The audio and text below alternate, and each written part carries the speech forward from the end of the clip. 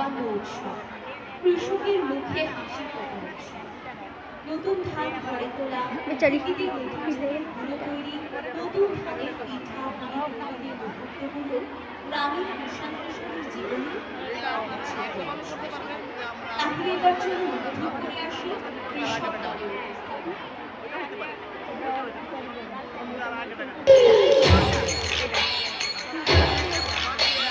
Thank